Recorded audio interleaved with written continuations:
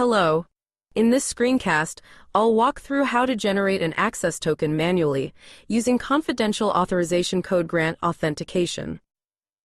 Note that all values, email addresses, keys, secrets, tokens, and other personal information you might see are for demo purposes only and have been deleted or revoked.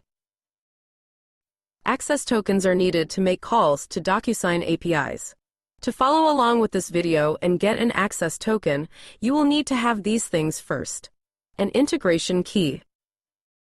You can create a new integration key using the Add App and Integration Key button in your Apps and Keys page. A redirect URI for your integration key. You must choose to use Confidential Authorization Code Grant in your app's authentication settings. To choose Confidential Authorization Code Grant, in your app's authentication settings, choose Yes for the question on whether your app is able to store a client secret. You must define at least one secret key. To create a secret key, select Add Secret Key. Once you have created a new secret key, it will be displayed in the UI. Save this value to a secure place, as it will not be accessible again. Once you have ensured that you have an integration key, a redirect URI, a secret key, and that your integration is configured to use Confidential Authorization Code Grant, you can begin the process of getting an access token. Construct a URI value that directs a user's browser to give consent for your app to make API calls on their behalf and to request an authorization code.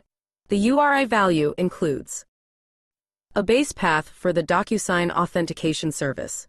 Note that this path changes depending on whether the app is in the development environment or in production. I'm using the base URI for the development environment in this example. A response type value of code, which tells Docusign that you're using Auth Code Grant. A list of scopes that your app needs, separated by URL encoded spaces. Typically, you would use the signature scope for the eSignature REST API.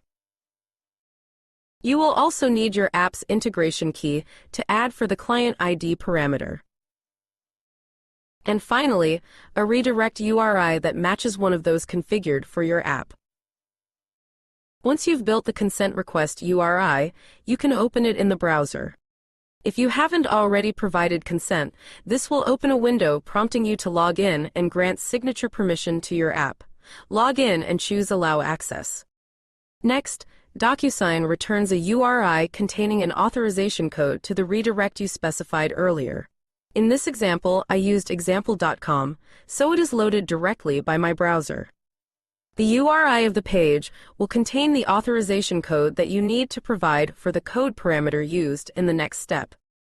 Your app must parse this URI to retrieve the authorization code, which I'm highlighting here, and copy it to a secure place before beginning the next step.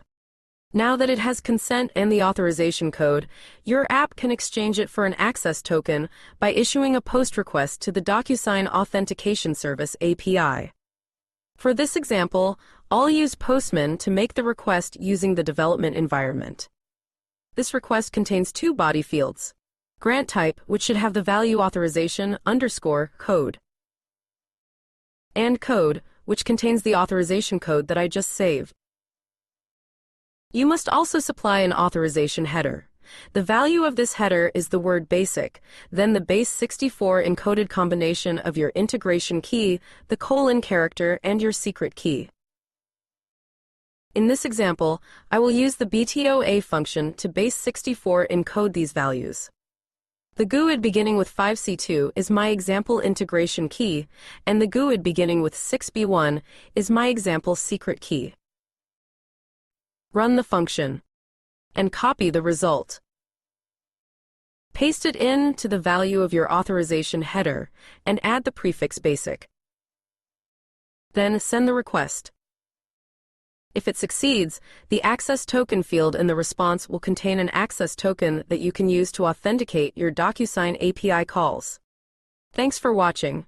Please see our authentication guides on the Developer Center for a more detailed walkthrough.